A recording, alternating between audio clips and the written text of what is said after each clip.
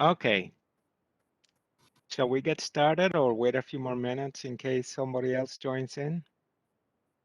I think it would be okay to start with the script part that we Okay. open. Yes. All right.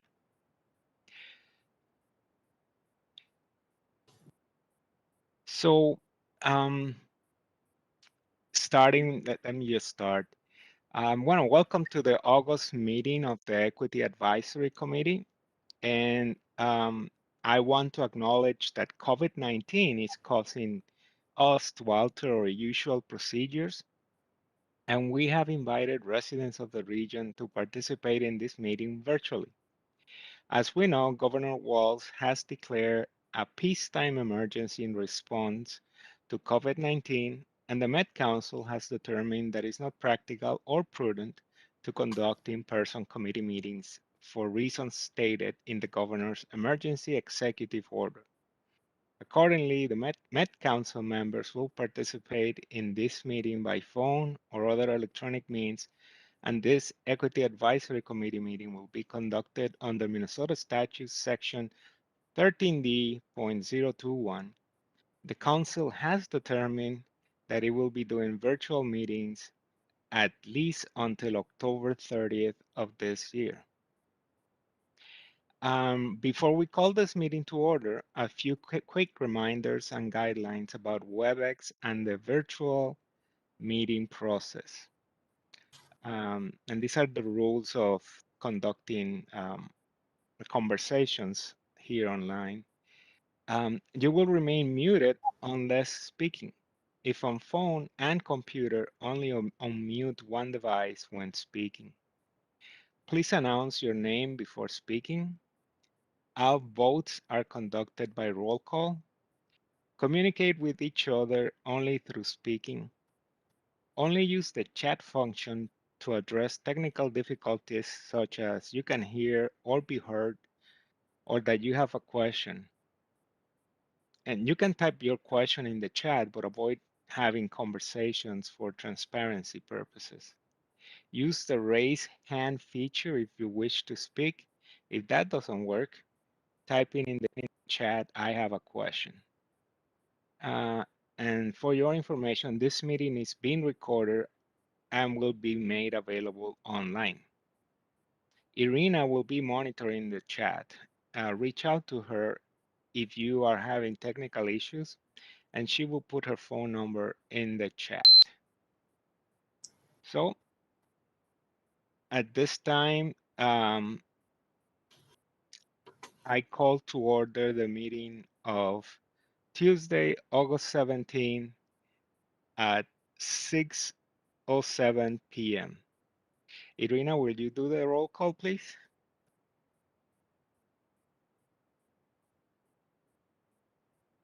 Yes, thank you, co-chair and council members.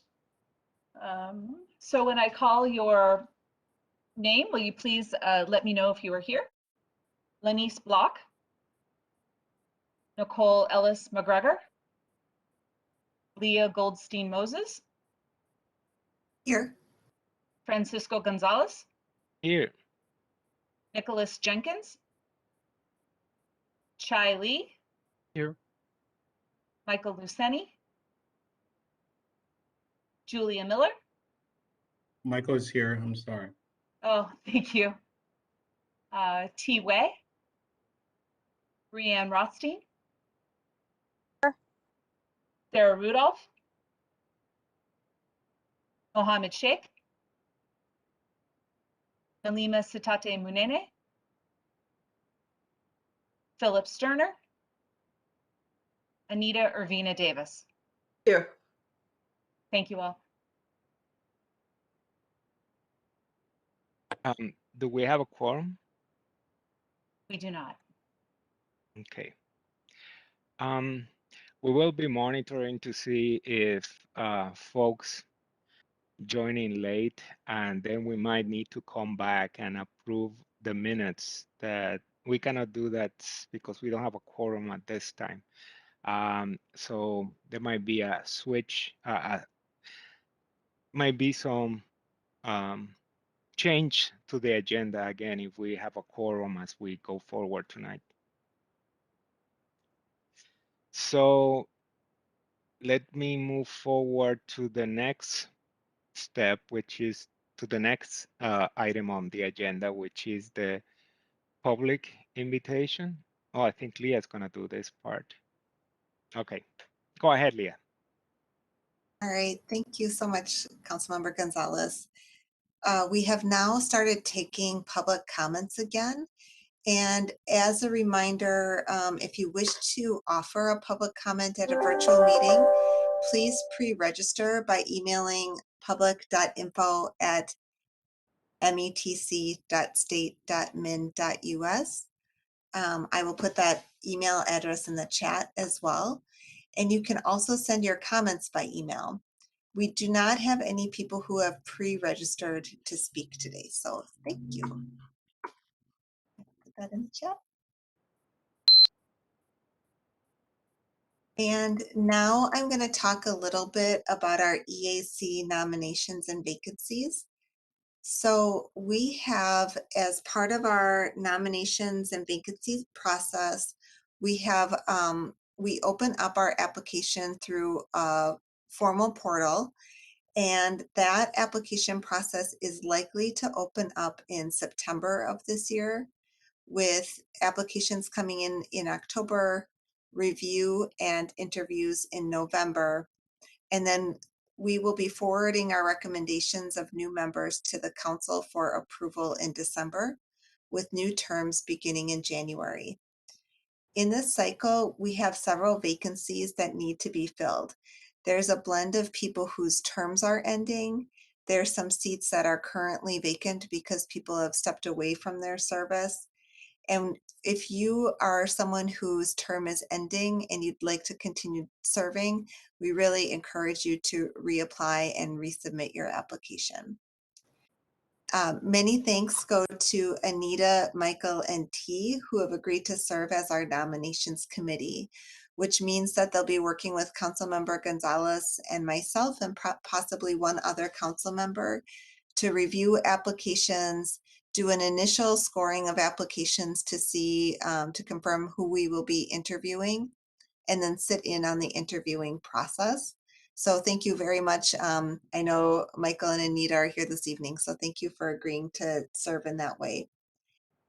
Because we do have quite a few vacancies, I thought it would be helpful if we spent a few minutes brainstorming places where we might want to recruit new members, where we might want to invite members, and any other things that people would like to contribute to ensure that we have a strong applicant pool as we go into our review process. So I'll just open it up for comment at this point. What ideas do people have about the recruiting and where we might post and share information, or how we might invite people to apply?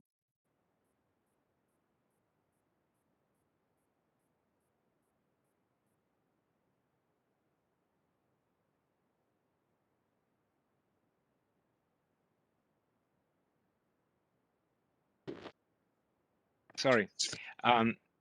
If I might just state briefly that we have members by district and also at large.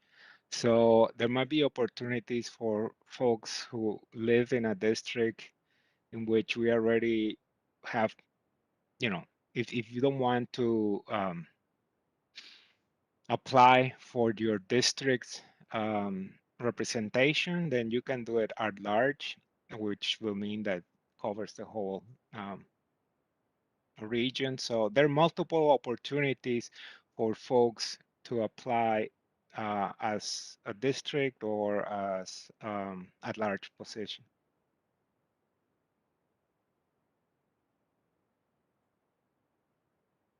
Hi, this is Brianne. Sorry if my connection's bad, but I was just going to suggest that the people who applied the last round, if you did interviews and there were good applicants, if you could, go back out to them and suggest that they reapply.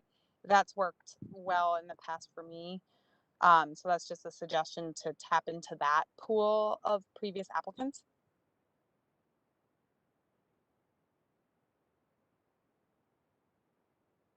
Okay. Anita, it looks like you have your hand up.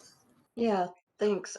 What's been helpful to me is an email with all the specifics and the districts, because a lot of the organizations that I work with, they send it to individuals that I know might be interested, or ask them to share that with people they think might be interested. And so there's a big connection through email. But I was also going to say to go back to some of the former applicants and ask them if they're still interested.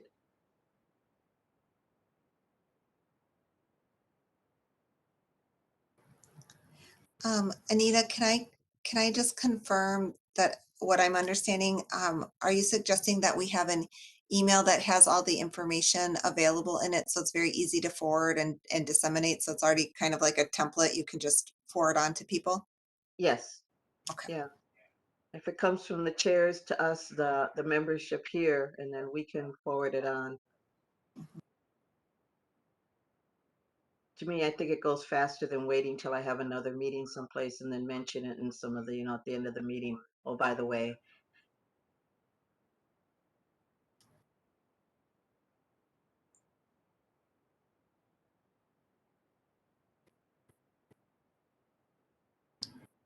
Great. Any other reflections about what would be helpful for recruiting new members?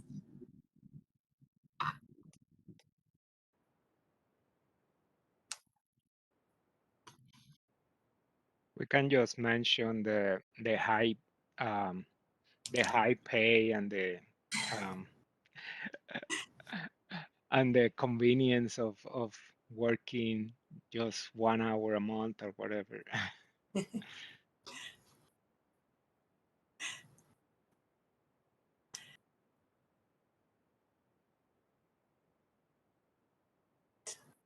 I do like the idea of sharing some things that would attract people. So I don't know for those members that are on the call, if there's some things that attracted you to the committee that you think would be helpful to share with others that we could include in that email or our posting. Does that raise any thoughts for you?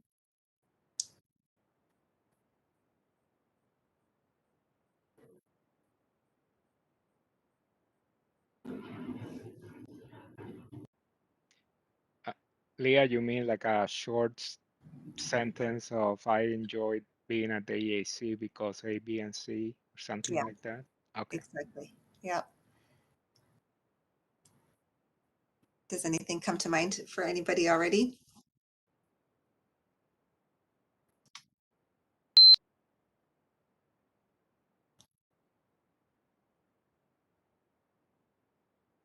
Perhaps tidbits from the work plan, like a couple of examples of upcoming work that one or two of the committees are intending to influence in the future.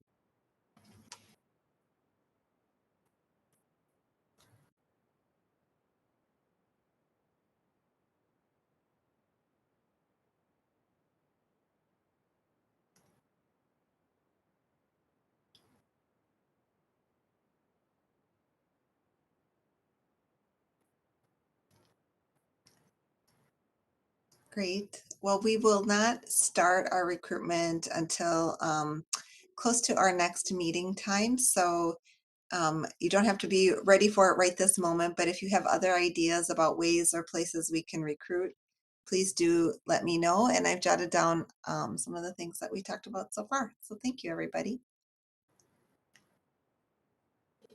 And now we are going to move on to subcommittee updates. And I connected with subcommittee members before tonight's meeting about giving a little bit of a consistent format for our reports back to the EAC as a whole. This will be a new format for us moving forward, so we're just going to pilot it a little bit this evening.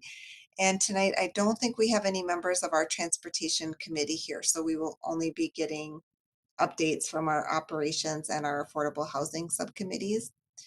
So what we will be asking our subcommittees to do is to share a brief update about what they've worked on, raise any items for discussion for the whole EAC, which we can make a little bit of space for this evening, or we can note for a future agenda.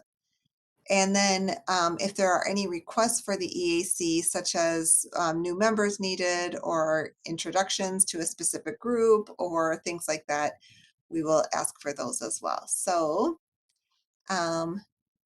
I would like to ask our Affordable Housing Subcommittee to give their report first.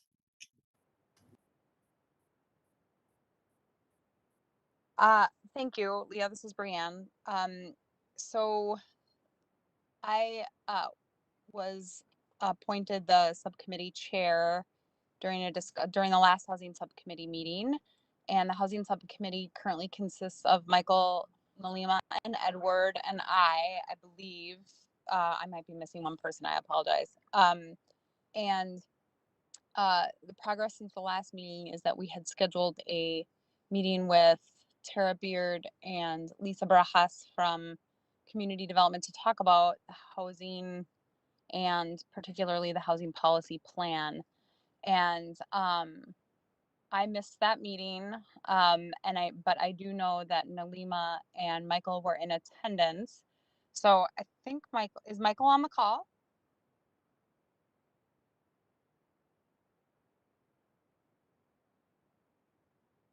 Perhaps Yeah, Michael I'm on the can. call. Okay, perhaps you could provide a quick update on the results of that discussion or how that discussion went.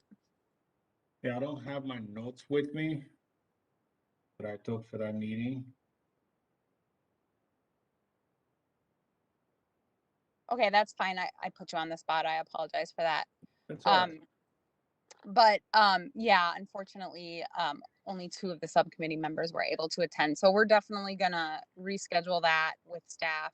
And again, the main focus of our work plan is the housing policy plan update, which is good timing because they haven't started it yet. So really just looking for a schedule from staff as to what their schedule is for the update and looking for ideas from them on how they feel we can plug in. And then of course, you know, giving our opinions on how we feel like we can plug in. So that's all I have, unless Michael, you have anything else you'd like to add. I don't think Nalima or Edward are on the call at this time. If they are, then if you have anything to add, that would be great.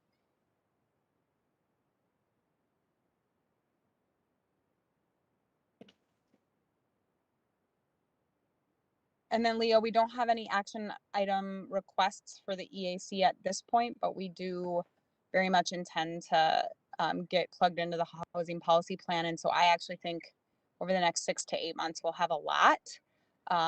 And so if there are any other people on the call who are interested in the housing subcommittee, the time to really influence the housing policy plan, which is the Met Council's regional policy plan, and actually affects a lot more than just housing. It affects a lot of the land use policy as well. Now's the time to join. Thank you. Thank you, Brianne. And I will give the update from our operations subcommittee and then see if any of my co-members have anything else to add.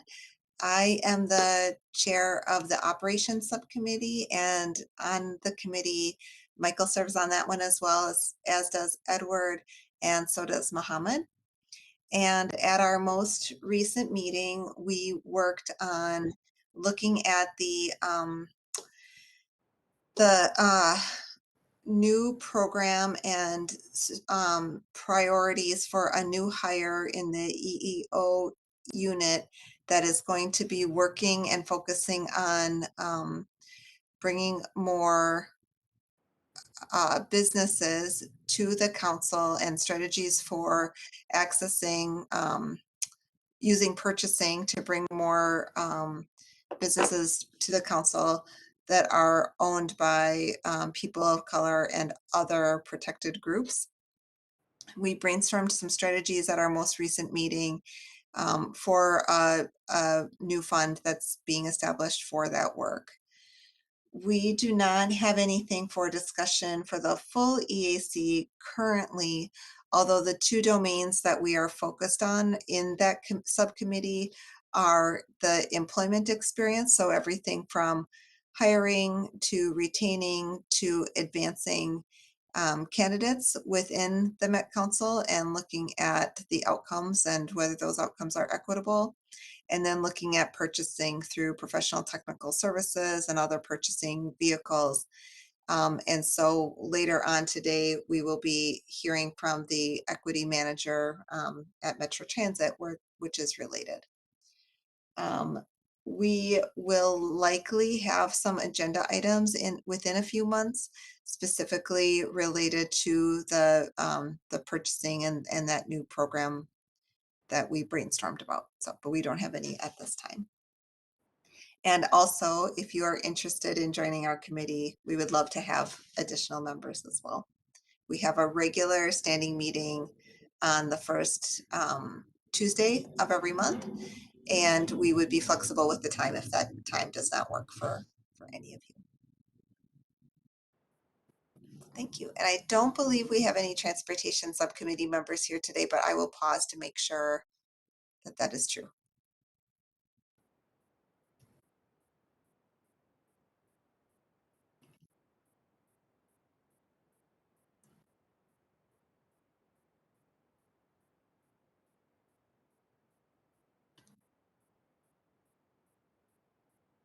All right, with that, I'm going to move into our next agenda item, which is to introduce Selena Martina, the new Metro Transit Senior Equity Manager. As everybody on this call knows, there is a lot of equity work happening at the council. A couple of months ago, we were introduced to the Metro Transit's Equity Change team.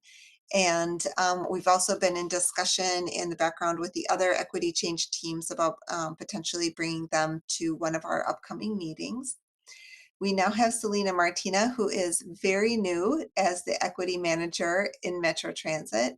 And she's here to introduce herself, and then we can have a little bit discussion about ways that we can collaborate to really make her work successful. So Selena, I'm going to turn it over to you for an introduction. Thank you, Co-Chair Leah. Good evening, everyone. Councilmember Gonzalez, it's so good to see you. And good evening, buenas tardes to all the committee members. I am Celina Martina. I'm the new Senior Manager for Transit Equity at Metro Transit. And I would like to take a few minutes of your agenda to introduce myself to the committee, and also thank you for your time, dedication, and work in partnership with Met Council. A little bit about me. I know that Principal Luceni also knows me, so I see some familiar faces here. It's so nice to see you, Principal Luceni. So I recently held the Executive Director of Engagement and External Relations position with Minneapolis Public Schools, where I led all the community engagement and the family engagement efforts for the district. In 2017, 2018, I was the Metropolitan Council's first Parks Ambassador, working for the Community Development Regional Parks Unit. So I was really blessed to have that role and start that program. I also participated and led several equity actions and tasks when I worked for the Minneapolis Parks and Recreation Board. And I really do hope that I can bring my experiences and knowledge of equity assessments of policies, decision-making, procedures, and practice for different institutions to Metro Transit. I'm reading, so I don't, so I take full advantage of the time that you have given me. So I'm sorry if I look down. part of the Metro Transit equity work, and thank you for acknowledging, Co-Chair Leah, that you had a presentation of the amazing team I work with, although we have 2 assigned team members to the equity unit. There is a much larger team of cross-functional employees that work in the equity and inclusion team for Metro Transit. So really the work is to support Metro Transit to develop, articulate, and ultimately achieve a shared vision for transit equity.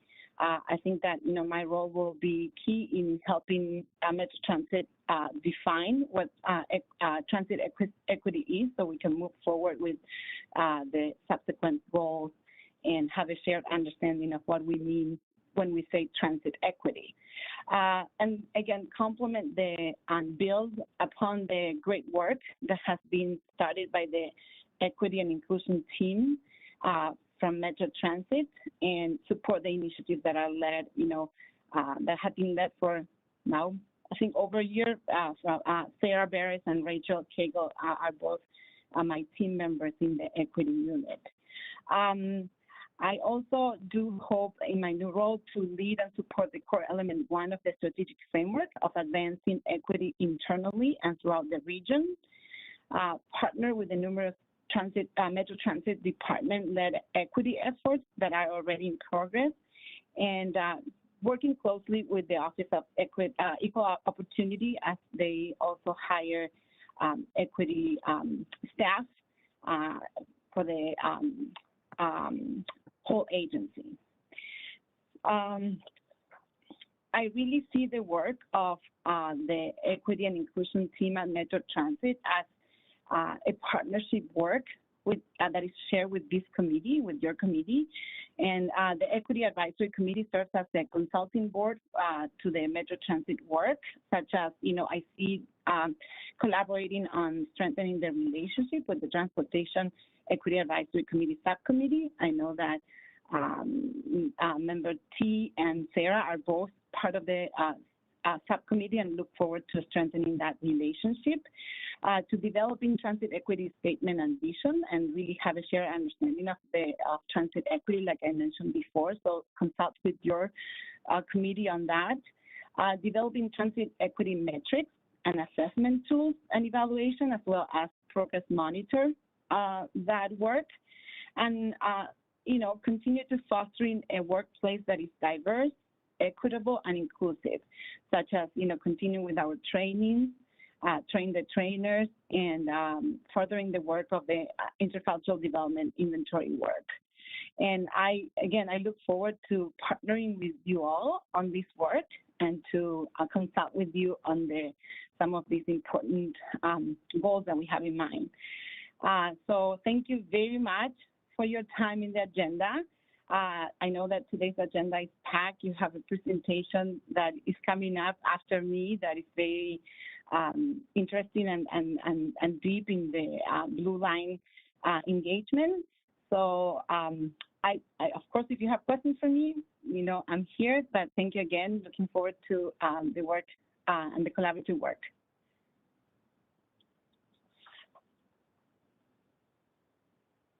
Selena, thank you so much for being with us this evening. And I think I'll open it up for my colleagues. Does anyone have any questions or ideas about collaboration that you'd like to share?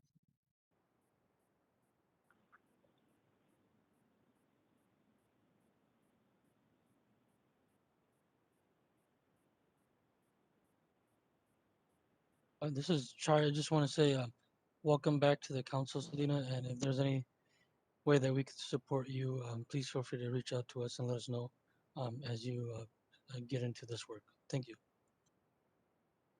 Thank you so much.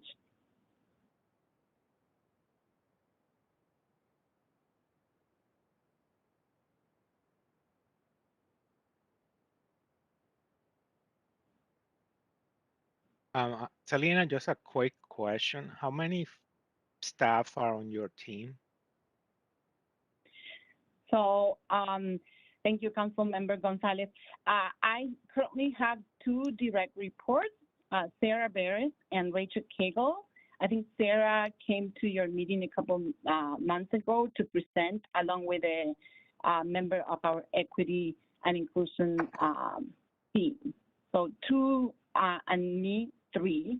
But again, we have a very robust, and I will not be able to give you the exact number of members of that are representing other units within Metro Transit that are part of our ongoing equity work, and it's kind of the equity change team. I know that in other parts of the Met Council, they are called equity change team. I was part of the equity change team when I was in community development, but at Metro Transit, we have a very robust and representative group of individuals in the equity and inclusion team. Thank you, Councilmember Gonzalez. Thank you.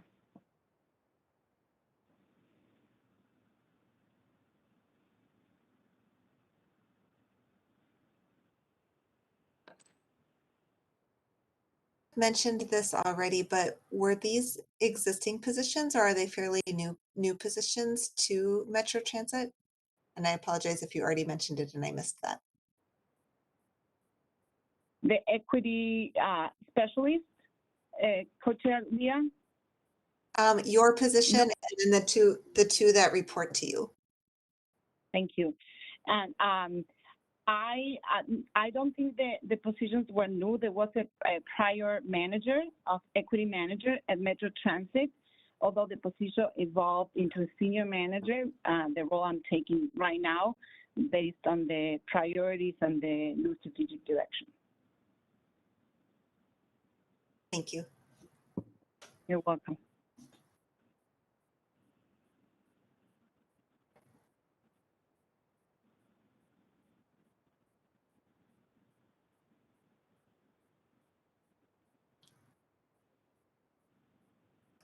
Well, I greatly appreciate you coming and introducing yourself to us, and it's lovely to hear about the prior work and connections you have within the council and in the broader community. And thank you in particular for mentioning the desire to continue to collaborate with our transportation subcommittee, Sarah and T. I know they've really appreciated the opportunity to build relationships and think about ideas where we can be supporting that work. So thank you so much.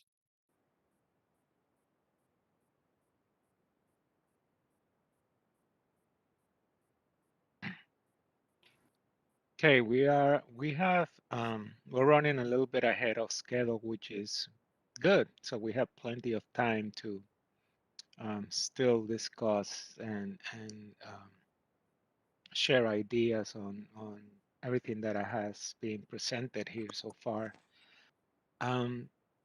So next on the agenda, we would like to welcome back Sam O'Connell, who's the Assistant Director of Metro Transit Community Relations, to give us an update on BLRT engagement. Welcome back, Sam. Well, thank you, co-chair, and thank you, co-chairs, and happy to be here with the committee. I always love following Selena. She's just so fun to listen to, and her excitement and passion. So I hope that folks get an opportunity to work with her. We get to work with her, and she just brings so much value to our work. So thank you again for having me here, and I am so happy to share with you a bit of a project update on where we are on the Blue Line extension. So we do have a slide presentation. I believe that went out with your packet, and then we'll just be speaking to the slides that are on the screen tonight as well. For those of you, I do have my camera on, so if you don't see me, feel free to scroll through and you can see me presenting. But just a little background of myself. I have been with the council since 2012. I started out as the engagement manager on the Southwest LRT project office. Prior to that, I was with Dakota County, and prior to that, consulted for a couple of years, and then really right out of college, started working with MnDOT for 10 years. I know, it's impossible to think, you know, that I'm only 22 and how did I get all of that done? But I've really enjoyed my time here at working at Metro Transit. And in 2015, we started up the Blue Line extension. So I'm just very happy to share where we are There has been a lot that's been done, so I will provide that project update to you this evening. I will be covering a bit about our 2021 engagement overview and some of the takeaways that we've been hearing.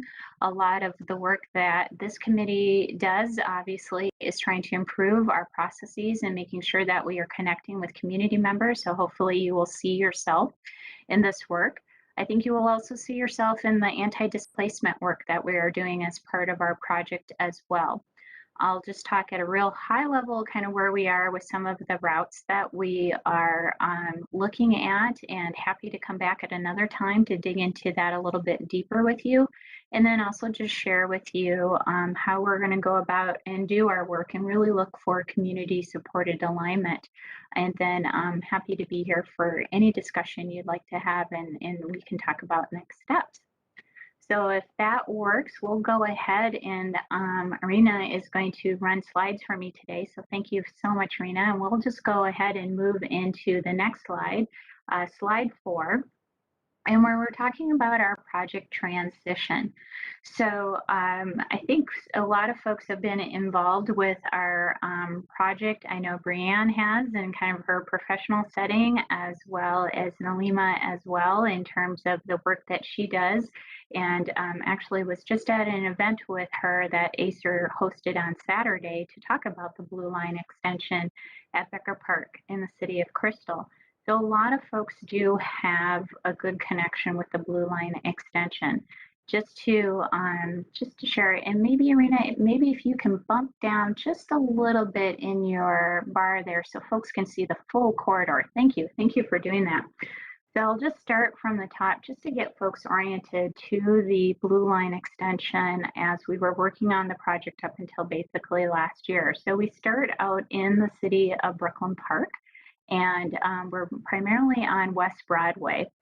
And then we transition kind of overhead through a bridge, and we find ourselves in kind of 81, but we are not in the middle of 81. Before, we were in the Burlington Northern Santa Fe alignment. That is the yellow line that you see on the slide here. And that represents 8 miles of the original corridor. And then as we travel through Crystal and Robbinsdale and we come into Golden Valley, we actually pop out of that corridor and we head east on Olson Memorial Highway to connect into the existing Target Field Station. So, and then as an extension of the Blue Line, the trains would actually continue all the way down to the airport, to the Mall of America. So basically a 1-seat ride from just north of 610 at the Target campus that you can get all the way down into Bloomington at the Mall of America. This is what we were planning. We were doing 90% designs. We had cleared all of our environmental work with the federal government. That was actually done in 2016. Kind of our last big piece that we needed to do was negotiate our existence, if you will, within the Burlington Northern Freight right-of-way. That corridor is about 100 feet wide, so we would be able to exist with our 2 tracks, as well as the existing freight tracks would be in there. They would needed to be shifted, but there was enough right-of-way that both of us could coexist. We tried for many years with all sorts of different levels of government to make that happen, and at the end, unfortunately, we were not able to find a solution where we could operate as well as have the Burlington Northern Santa Fe operate as well. So given that this is their property, we cannot force ourselves onto their property. The project decided it needed to take a turn. So that happened in August of 2020, that the council, in partnership with Hennepin County, decided that we needed to do something different. These are deserving cities and communities and residents and businesses that have been waiting so long for a transit investment like light rail that the need was there, and we wanted to continue to serve that need. So last year, we decided that we are going to take a different look at this corridor and see how we can still connect our communities as best as we can. So that is where we are today, kind of moving through that process, and I'll kind of talk a little bit about, since August 2020, kind of where have we been. So the next slide, please.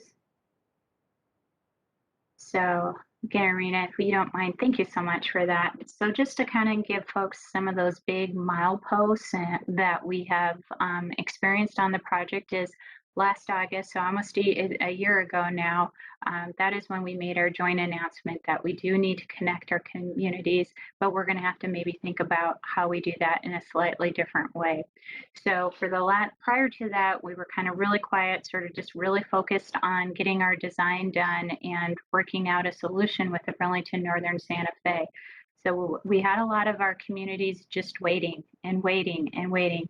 So after our announcement, we knew we needed to reconvene our advisory committees. So we have a community advisory committee, we have a business advisory committee, and we also have a corridor management committee that's mostly made up with policymakers along the corridor. In addition to that, Hennepin County, being our partner, contracted with some local community organizations to help us kind of dig in a little bit more on engagement. Just we were dormant for a couple of years, and we really needed to reconnect with the community. And as you all know very intimately, our community has been in crisis, and as well as with the pandemic. So we really found the need and the resourcefulness of working with community organizations to help us reconnect to be beneficial. So much so that we brought that into the project all the way through today. So in March, after doing some initial community engagement, really understanding sort of the needs and the desires of our community members, we released initial route modifications for light rail transit, particularly for our community of Minneapolis, where we are right now looking at potentially 2 route options that would connect from 81 basically into Target Field and allow us to serve either a West Broadway alignment or a Lowry alignment, and I'll get into that in a little later. Like I said, we are continuing to work with community organizations to help support the community engagement with this. And what we have done with all of that work then in July was release initial station locations along the proposed alignments, and then also be able to dig in a little deeper and share with community members what the LRT alignment could look like along 81, West Broadway, and Lowry as well.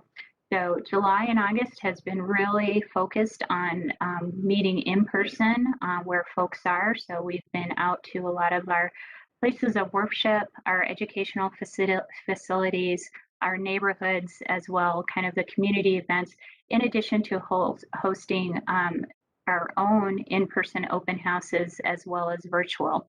So that's kind of where we are in this last year of work for the project. Next slide, please. So I just wanted to provide an overview of where we are with community engagement and kind of how we're approaching it, and how this has been very different from our previous LRT projects. So right now, Hennepin County, through a Hennepin County contract, there are 14 community organizations that have really worked very closely with a lot of community members in the corridor to help raise their voices and bring them into some of the processes and work that we're doing. So their work, actually, they're in the middle of a 10-month contract, and we would hope that this work continues as the project moves forward. Some of the areas we did break up because some of the community groups had more of an interest in focusing, say, in the northern area or in the middle of the corridor, or they have more connections within Minneapolis, and we're very interested in continuing that work. So we do have organizations, if we go to the next slide, that do have that focus area. So I just wanted to share on this slide some of the organizations that we're working with, again, under contract through Hennepin County to help us lift up the community's voice into our processes. So some are helping us amplify, some are also just hosting their own meetings where we share kind of project information, and then they lead and facilitate a lot of the discussions. They help do survey work. They bring that information back into the project as well. So we have everything from neighborhood associations to our Laotian Assistance Center, Librarian Business Association, some of our business focus groups like the West Broadway Business Coalition, also helping us with this work. To the next slide, please. So just to give you a sense of what that work looks like, again, we've been hosting our advisory committee meetings. We have community meetings. Again, this includes both our in-person as well as our virtual. We were doing a lot of community and business stakeholder check-ins, and that literally is kind of knocking on doors and just making sure that we're relevant and folks feel that they have been engaged and heard through this process. We've also introduced a couple of different new tools, again, during the pandemic when we weren't really meeting in person. We wanted to give folks an opportunity to still share their thoughts. So on our project website, we have an interactive map that folks can go ahead and just comment right on the map if they're like, I think this would be a great place for a station, or if this is an attraction and I think this is a destination. Folks are letting us know what that is, and that begins to help inform our technical work as we go forward. We did do a survey with our community members to just understand a little bit of what this line could do in terms of connecting them closer to communities, and we have received over 2,000 responses. In that initial survey, we had about 2/3 of the survey participants favoring a little bit more of a West Broadway alignment, and a third favoring a Lowry alignment. And of course, our team is available for just emails and taking those phone calls and making sure we're connecting with everybody as well. Next slide. So what are we hearing from folks? And this really aligns with some of the principles, both for our project and as well as our engagement, is that this has to be equitable, and we have to focus on anti-displacement early. I think as we look at some of our lessons learned, particularly with the Green Line and as we construct Southwest, is we want to ensure that the folks that we are planning and building these lines for stay in the corridor as well. That's whether they're residents or businesses. So there has been a strong push for our community members to say we need to talk about displacement, and we need to get the tools in the toolbox so we can address those issues early. Community members, whether it's West Broadway or Lowry or in Robbinsdale, have just said, we appreciate the high density. We understand that that's kind of where some of this is going, but we want our communities to be walkable, accessible, and we want to make sure we're safe when we do that as well. Not only just safe using the transit system, but also in our communities as well. And light rail can be used as a tool to help vision that and make sure it also happens. Clearly minimize disruption of existing traffic and neighborhood communities. Let's not disrupt the strong connections that exist today, but how can we use this project to actually maximize those opportunities and reinforce them? And really making sure we're connecting people to jobs, education, healthcare, facilities, groceries, and kind of just also the other regional destinations. So really making sure we're answering those life needs, and then also making sure that those destinations around the region are also available. Next slide, please. So some of the opportunities here with this realignment of the new alignments that we're taking a look at is that we have an opportunity by going through Minneapolis to actually serve more communities of color and lower income, or that have no or limited mobility access. So with the trade-off is that we are hearing from community members that the new alignments really have that opportunity. I would also say that one of the weaknesses of the previous alignment is that we did not connect into North Memorial Hospital, where we now have that opportunity on either a Lowry or a West Broadway option. There are opportunities, as folks have seen, some of the development occurring along the green line that have occurred on the blue line, is that there's an opportunity for businesses and economic development that are more respective of the communities that they're in. And we want to, again, ensure that those visions are realized through a project like this. Those that live there, those that work there, those that have open businesses should really benefit from this line first and foremost. The opportunity is to also improve the transit experience by having a dedicated light rail line that is serving our community members. And we're also hearing very much is that this is an opportunity to help us address climate change goals through an investment like this as well. I would share with you that we've also heard concerns, and that is not unusual. And I just wanted to highlight a few of those for you on the next slide.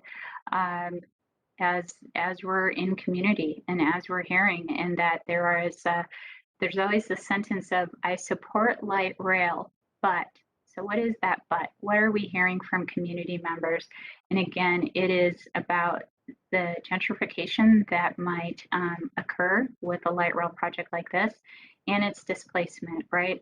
So again, those folks that are renting, particularly right now, whether it's residential or business, that they would be displaced, that they wouldn't be able to actually stay in the communities that have raised them, or where they are raising their families right now. So we want to ensure that anything that we do is out in front and talking about that, and really bringing all of our resources, whether it's at the council or the county, the city, and kind of state resources to help us address that as well. Again, the negative disruptions that sometimes occur with construction, try to minimize that as best as we can. How do we keep businesses open? We have one model that we used on the green line on University Avenue. We know that there's more ways that we can be creative and really think about that ahead of time and get businesses involved. And again, the stations are pretty key. Stations are a culmination of a lot of desires for communities. That's where they have access. Stations themselves represent the community. So we want them to be safe. We want them to be taken care of and make sure that they're easy to connect to. So again, a concern that we're hearing from some of our community members, but things that we feel like we can address through our process. So the next slide really shows kind of how do we take all of that collective information in and show how input makes a difference, quite frankly, in the work that we do. So I talked a little bit about one of our tools that we have, and what we did is the maps that folks showed us and pointed to and shared with us. We just kind of took all of that information in their online map, and we said, well, where are folks thinking stations should be located? So on the left, you will see along the alignment coming out of Brooklyn Park and on 81. So the black line represents 81. The yellow line that you see there is the previous alignment along the railroad corridor. You can see pretty much where we had stations is very close to where folks are also thinking that we should have stations again. So just kind of confirming that, yeah, those made sense in terms of their east-west ability to make connections, as well as we look at serving Brooklyn Center and New Hope with some of our transit connections, but then also bringing folks into the main line as well. As we looked at the new routes on the map on the right-hand side, either the orange line, which is the north line of the Lowry route, going across eastbound and then coming down Washington and then connecting into downtown, or the green route in terms of West Broadway, and then kind of making any number of possibilities of connecting into Target Field. Again, those stations replicate where those destinations are, and where we have other investments going in the C and D line, our ABRT services as well.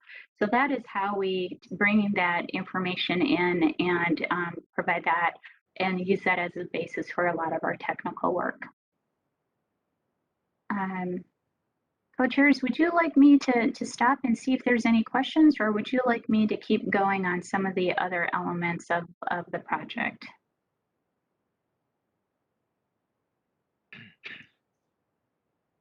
We have plenty of time, so we can entertain questions now or wait until the end.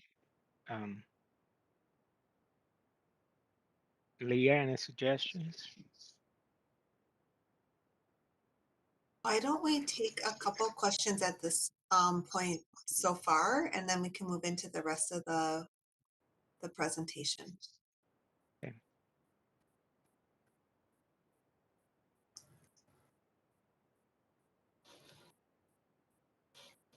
Well, let me jump in, get the ball rolling.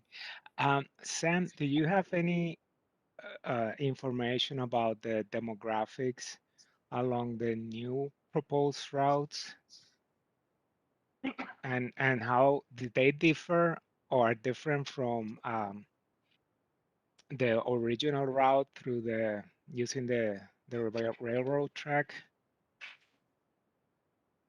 Yes, Chair, thank you for that question. We do have the demographic information. I can provide that in greater detail as a follow-up to this presentation. But generally speaking, we are able to, with the new alignments, definitely serve more people of color, in particularly, so our BIPOC community members are served better either with a Lowry or a West Broadway alignment as we're hitting more destinations and more residential and business areas versus the other alignment. Once we were in that rail corridor, we're kind of like we were in that rail corridor, so it's actually hard. It was harder to serve direct neighborhoods when we were in that rail corridor. And just for folks as a reminder, the original alignment had us going down Olson Memorial Highway, which we definitely were connecting with some very strong communities. For example, Heritage Park and Harrison neighborhood.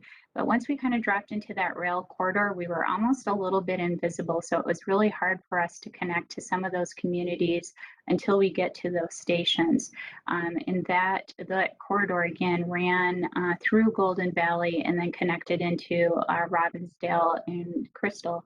So as part of our analysis to help decision makers and our communities, we will be teasing that information out a little bit more in terms of the population served and also characteristics of that population, like how many folks are need to be served by transit because they have zero vehicles available at their households, for example.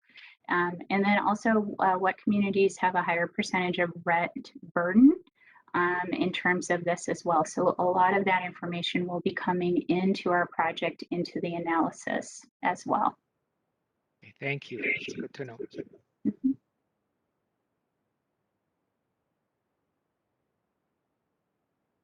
Sam, hi, this is Brianne.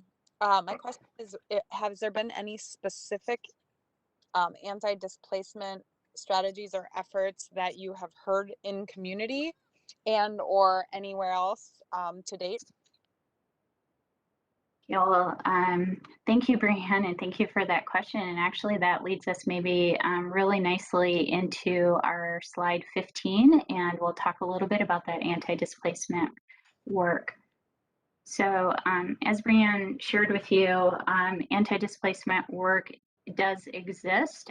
We know that there are community members like, for example, the Blue Line Coalition in particular, that have really worked on developing scorecards for our cities to say, before a development is proposed, let's make sure that it's meeting the goals of our community members.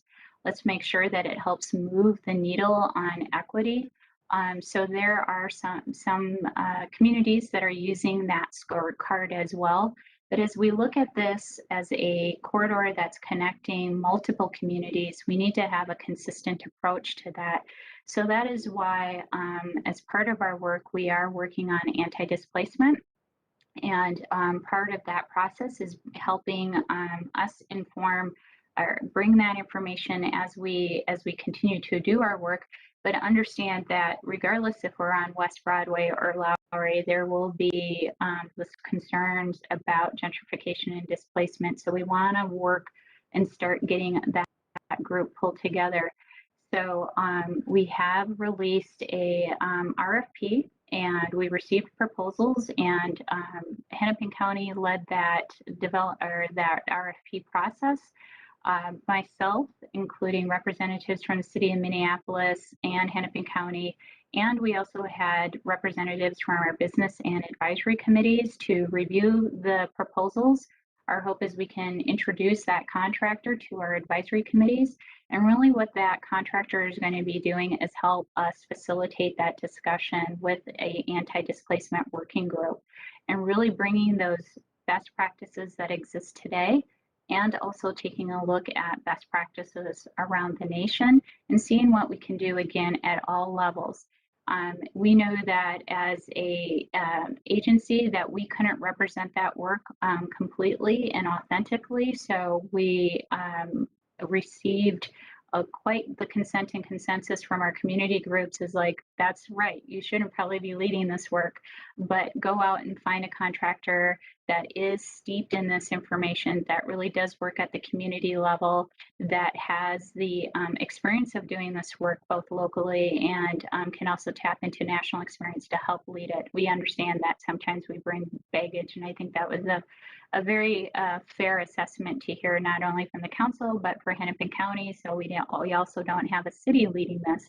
So this facilitator will help work with this anti-displacement working group, which the working group would have representatives from the state that works in affordable housing, that we would have developers, as they definitely are part of the solution as well. And again, the council, Hennepin County, the cities, and also community members to help us with this anti-displacement issue.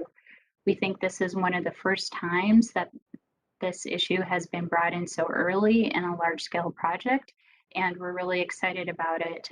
There's also interest from the Federal Transit Administration and the work that we're doing to help support and maybe bring this nationally as well. So we're hopeful that this work is going to be meaningful to our communities that we're serving, but also really respects from what we're hearing from community members to say that we want to be part of the success and we don't want to be displaced on that.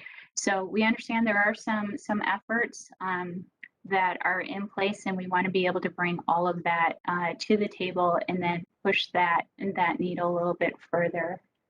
Brianne, did that answer your question? I just want to make sure I got that covered. Yeah, thank you.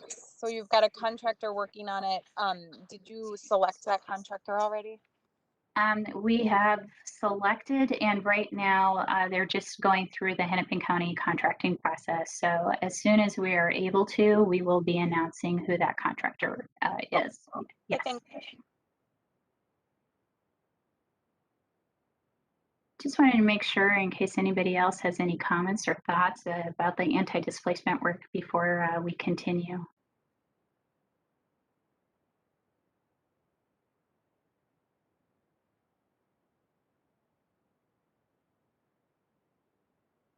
All right, well, if it's okay by the co-chairs, I'll just go ahead and begin to talk a little bit about how we are developing some of the route modifications. And Irina, thank you. If you can just go to that slide, thank you very much. So the map that you see really reflects what we're looking at in terms of our scope for route refinement here.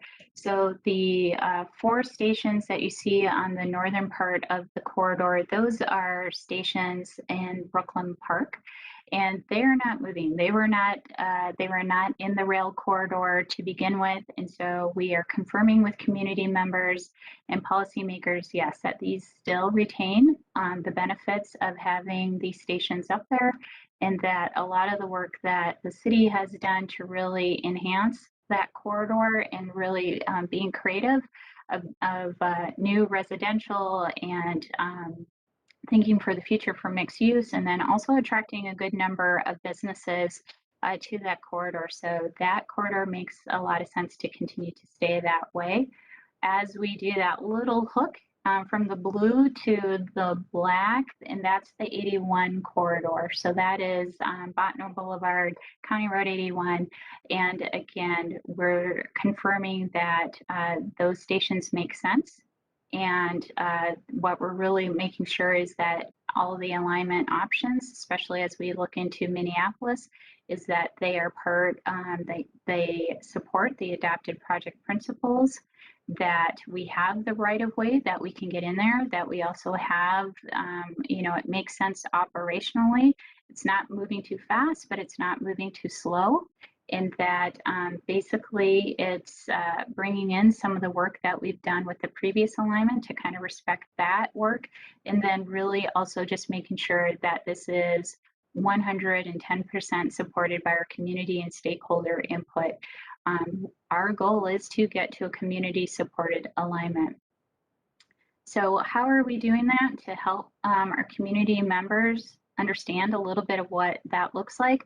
I just want to show some images with you tonight, kind of share with you tonight of how we're doing that. So if we go to the next slide, we'll show some of the visualizations that we've developed. I just pulled up the West Broadway slides to just share with you an example of what we're looking at. So folks know where we are. We're on West Broadway, and if you know that's really cool skateboard park, we're right there. So we have in the picture on the right upper hand corner, you can see what it looks like today. The actual image that you're seeing is replicating those existing conditions. So we have 2 lanes of traffic in each direction. We have parking, we have the sidewalks in there as well, and then you can see the commercial area of the community. If we look at what center running LRT looks like in the next slide, you can see how that changes up. And we will share with you that with particularly of our West Broadway options, in order to get light rail in, we can continue to have traffic moving both on both sides, but we'll need that space that's currently allocated to some of the parking to get the alignment through. So as we've had these discussions with our community members, we talk a little bit about that. Well, where do folks park? Well, we have some experience on that on Central Corridor where we have shared parking, we have district parking, we have parking on the side streets that make sense. And so that is part of our toolbox of how we can address some of the parking. But again, some of the visualizations that we're sharing is to start those conversations and really understand from communities, from their perspectives of how this can be both beneficial, but also impactful in what we need to do to kind of move forward in the conversation. So this is what center running looks like. If we were to go to the next visualization, you would see what side running LRT looks like. This one does tend to be a little bit more impactful for communities because you are closing off more driveways in a side running configuration versus the middle, because again, the train is kind of moving with traffic, and where this is, you know, you need to cut off a little bit of some of that access to keep the train kind of moving and ensure safety, particularly folks that are making turning movements through here as well. But again, our community members said, what does it look like on side running? And this allows us to have our conversations with the communities about that as well. I would also add the next visualization that you would see is also coming from community members to understand what would light rail look like if it was elevated. So again, showing a little bit about what that looks like. We're still impacting the traffic below because we do have significant piers that would need to support structure. So you would see the 2 tracks being supported. Where you see the white framing on each sides of the guideway there, that's what it would look like if a station was put in there. So it'd be an elevated station. So we would need additional space. So if you thought about kind of just pushing out to the edges of those white frames, that's what it would look like.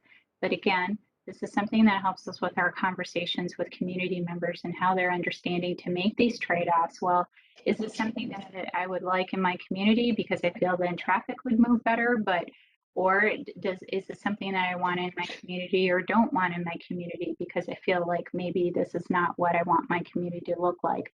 These are the conversations that we're having with our residents and businesses right now as we go out. So moving to the next slide, just wanted to share real quickly, again, a little closer at where potential stations could look like. So again, mirroring very much the work that we have done before. And as we get to Lowry and West Broadway, We still want to maintain half a mile to 1 mile spacing. We want to have those stations that are key to our destinations and also provide really good connections. So you see our C and D lines on here as well, and really respects the community input. So as we look at potential station locations, this is up to this point what we've been hearing from community members that is making sense for us to have stations along the corridor. I won't go into great detail as you also have these slides in your packet, but if you are interested, we have shared with you the Brooklyn Park, the Crystal and Robbinsdale, in a little greater area of what those proposed station areas look like. Marina, if we could go to slide 25, I just want to hit on a really key piece too as we look at some of our Minneapolis options. So as we talked about Lowry and West Broadway, there are a myriad of possibilities from either alignment of connecting into downtown Minneapolis, again at the Target Field Station. The multiple lines that you see in the corner there represent some of those ways that we can connect. Some of it we have to go over I-94, some of it we can be on the side of I-94, some of it we can be going up Lindale. So there's many ways of us getting to there right now, but we know that this will take a little bit more time and effort to kind of figure out what that mix is, and there's probably even an idea or two that's not on here, but as a starting point, this is what we wanted to share with community members and really get their preference on how to connect to either West Broadway or Lowry coming out of downtown. So I'll just finish it here real quickly. If we just move to slide 27, please, and talk a little bit about where we are and where we're going. So again, last August, we really needed to kind of make a turn and kind of reinvigorate our communities, our business communities, and begin to talk about how we can identify community-supported alignment. So we worked on our project principles. So even before we knew what the alignments would be, we wanted to make sure that they addressed the community's needs, that were also focused on such things as climate change and safety and the ability to create equity and move the needle in many of our communities.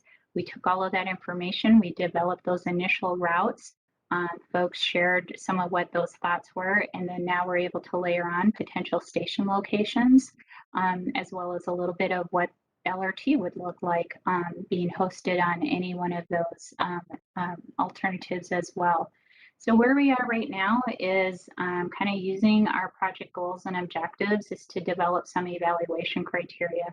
So when folks take a look at either a Lowry or a West Broadway option, they can say, well, how many folks are impacted? Who is being served by this? What's the cost, potential cost, kind of a cost range on some of this? What are the traffic impacts? How many communities are we able to serve and connect to? And that's the matrix that we're working in and developing that evaluation criteria. Our hope is that by the end of the year and maybe most likely early next, is that we're able to find an alignment that will move through the project development process. This is a project that is seeking federal funding, so we do want to keep this project eligible. So we will have to review that alignment through an additional environmental process as well. That also could take a little bit of time. But what we're hoping to do, and we'll just drop down to the next slide, please, is that we will have sometime this fall a draft report that brings all of this information out together. It wouldn't have a recommendation because what we're trying to do is bring all of that technical work together and layer that in with what we've received for community feedback. Bring that out. Again, we would do heavy engagement and be in community, sharing that information, really receiving what the communities are saying and bring that in, and then ultimately develop a final report that would have a recommended route identified. And again, that would be out for public comment as well. So that is really the process that we're hoping to go through by the end of this year and early next. And then if we move to the next slide, this is sort of the beginning of a bit of a marathon. It's not, even when we have a community supported alignment, It's still going to take us some time to kind of get us through the process, both environmentally and the technical work that needs to be done. So we would have about 1.5 to 2 years for environmental review. Part of that process, each of the communities do have a process to kind of approve the station locations and the alignment through their communities as well. So we would do that as part of the work. Continue to engineer. So basically, again, our Brooklyn Park segment is about 90% engineered, and kind of everything south of that would have to be brought up to that same level of design and engineering. And then our hope is that we would be pursuing a full funding grant agreement with the Federal Transit Administration. You can start construction before that, but the hope is that kind of that half of the project costs, capital costs, would be provided by the Federal Transit Administration, and that would come. And then ultimately, if everything lines up nicely, we could potentially open in 2028. But that's again, you know, if we can predict everything and our crystal ball shows no challenges, that would be the hope, kind of the 2028. So I know I'd be happy to stand for more questions, but I just want to leave you with one more piece of information. As so many folks on the committee here are deeply engaged with other networks, we wanted to share with you the best ways to stay involved. So Rena, if we can go to that last slide. We do have a project website. That's where you're going to find all of our project news and our maps and our surveys. And also what I've shared with you tonight is what we're hearing from community members, our business advisory committee, our community advisory committee, and our corridor management committee. All of the presentations and meeting minutes, you can watch them. They are recorded as well. So you can see how your representatives that represent you are talking about the project. We would ask you to sign up for our GovDelivery newsletters. That's a great way for us to stay in touch. So please let your networks know about that as well. And as always, our staff is available for questions. We're happy to go where you are. We actually enjoy it. We've just done a series of driveway conversations that have had anywhere between 5 and 25 people. We think that's the most incredible way to really connect with community members. And then please follow us on Twitter and Facebook too. And you can also see what other people say about the project as well. So you don't have to take my word for it. So with that, co-chairs, happy to stand for any questions or any discussion you'd like to have about the Blue Line extension.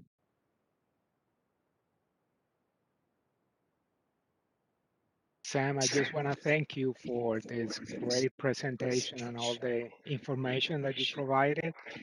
So we're glad to have you here tonight and also for your involvement in this important project. So thank you. Thank you.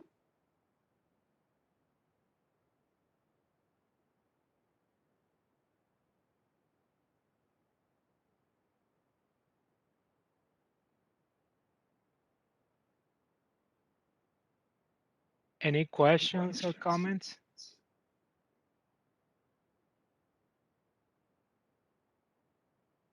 No. Excuse me, this is Leah, and I will actually have to leave our meeting a little bit early, and Francisco's going to finish facilitating our meeting, chairing our meeting. One of the things I just want to appreciate in this work is two of the concepts you raised. The first is being really having some agreed upon principles that you're working from. I think that agreed upon principles can give you places where if there is some conflict or competing ideas, that you can pause and take a step back and think about how those principles can inform the work. And then I also appreciate the emphasis on displacement and hearing that there is that this project is embedding some anti-displacement work from the beginning. So really have appreciated the presentation. Thank you. Thank you.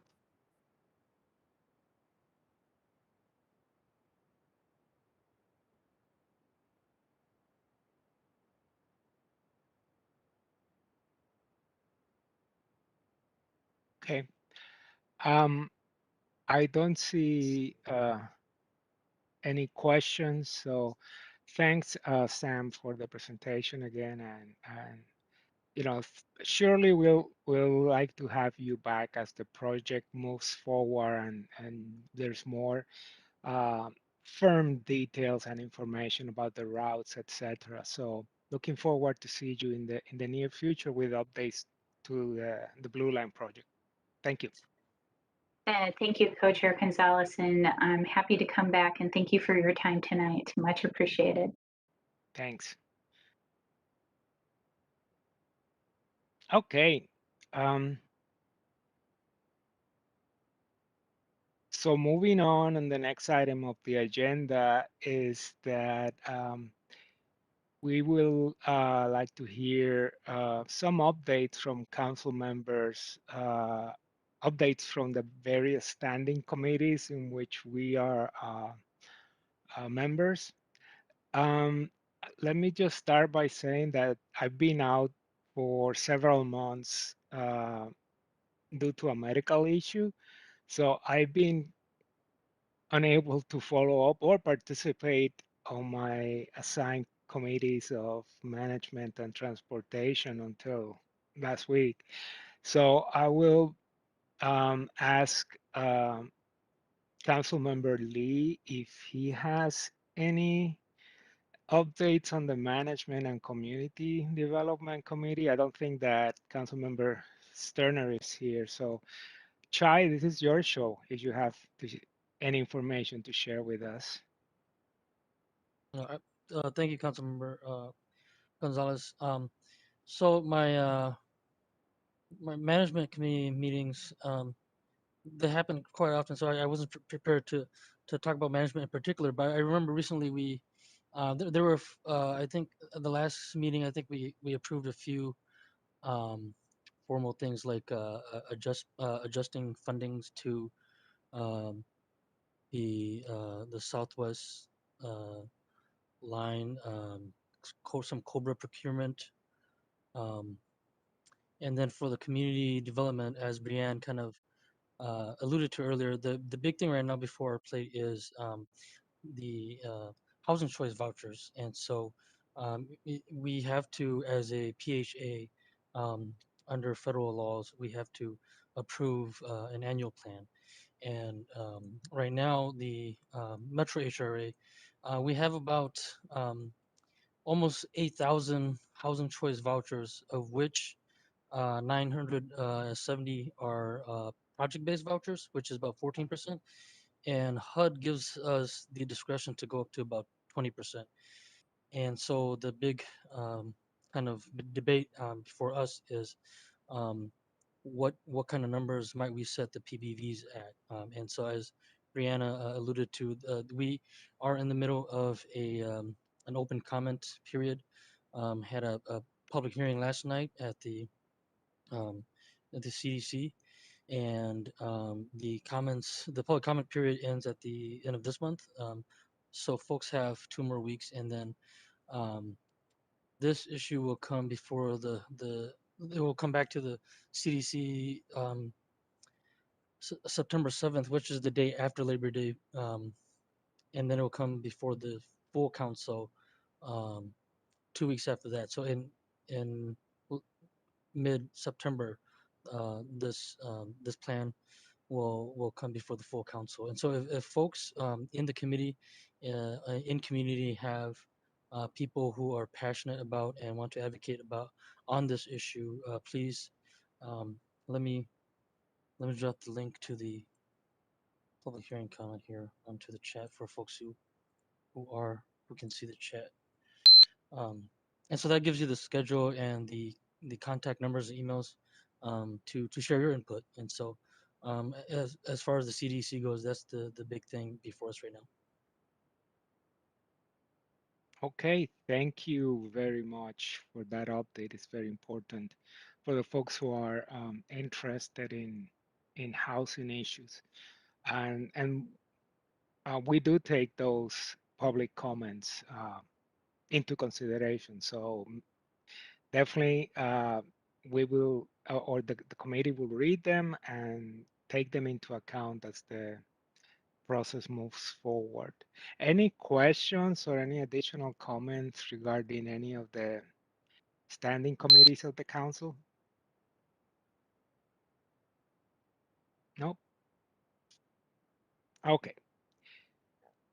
So we're getting to the end of the agenda for tonight, and we still have some time left. Um, but let me just follow the agenda, and then we might open this for any additional or last comments or questions or um, suggestions that the members would like to make. So the announcement that I have is that the standing committee is continuing to meet virtually via Webex meetings. Our next standing committee meeting is Tuesday, August 24th, um, from 5:30 to 6:30 p.m.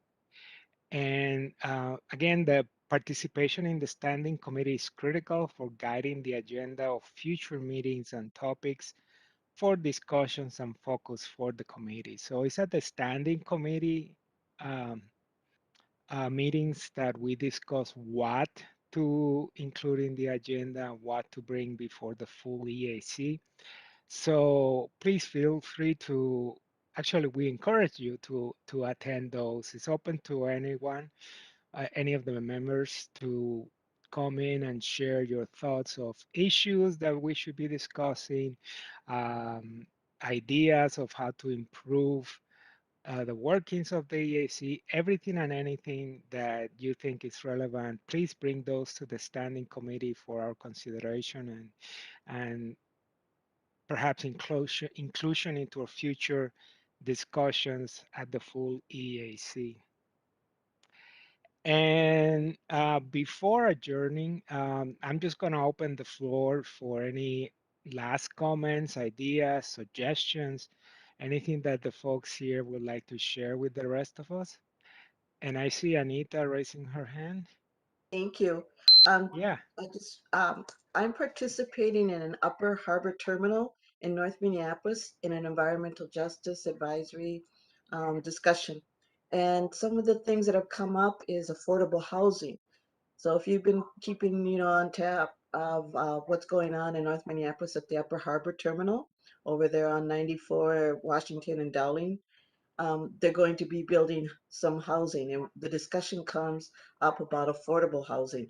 So I thought it would be advantageous for the Met Council Equity Advisory Housing Committee to participate in that. And also, we're talking about transportation and public access to and from, and also environment. So I'm looking at the two council members to somehow be involved in those discussions, or if I have some questions in the future, how the Met Council can be actively involved in the Upper Harbor Terminal and some of that creation and what's ongoing in the community. Excellent. And if folks have more questions about these meetings, who's organizing them, etc., should they contact you, or do you have a Um, I'll- website? yeah, they can contact me, or I can come to the standing committee and we can put it on the agenda and then we can have a bigger discussion about it. Oh, excellent. Okay, thank you. Sure. Uh, Councilmember Lee? Yeah, thanks, Francisco. On Friday, this past Friday evening, I had the pleasure to be invited to Dakota County by our congression, the Congresswoman Angie Craig, to join with Congressman uh, Peter Meyer from Michigan, and they're doing a tour of Angie's congressional district, and it was to talk about the infrastructure bill that the Senate just passed. And we had a great town hall with the Dakota County officials as well as the chamber, and it was a good reminder that a lot of the work that we do intersects at all levels of government. So I encourage folks on the committee to remind each other that the important work of infrastructure is not just about rail and roads and bridges and broadband, but because it's so important and so critical to our built environment that you remain plugged into and continue to maintain relationships with your local officials and county officials to continue these important discussions. As we know, this bill has passed the U.S. Senate, but they have to kind of um, reconcile it out of the House, and so it's important to be involved in the process to ensure that we all get to get some equitable delivery out of whatever the final outlook is for this bill. Thank you. Thank you. Yes, and that's an important opportunity now that we have with all those funds that were just most likely are going to be approved in some way or fashion in the next month or so, right? I think that's the hope that both the full Congress is going to approve the thing, and that will be additional resources that we may be able to tap on to address some of the housing as well as infrastructure issues. So thank you for that. Let's see, any other comments, ideas? If you want to talk about things that are happening at your day jobs that are related to equity or to the work of the EAC or the Met Council as a whole, also feel free to do that. I think that we're missing a lot of opportunities of network about what we do during our day jobs. That might be opportunities for us to collaborate or bring to the full EAC. So again, feel free to share those ideas or updates if you have any.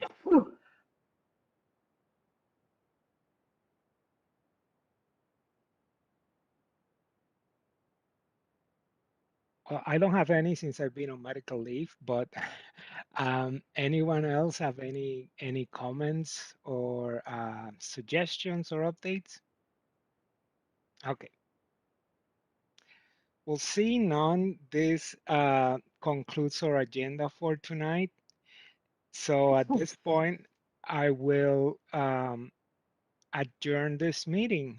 So thank you very much for your participation tonight, and we have the rest of the evening available to you. So since we finished a little bit early, so thank you again for your participation, and hopefully we'll see you at the standing committee meeting, or if not, at the next meeting next month. Thank you and good night.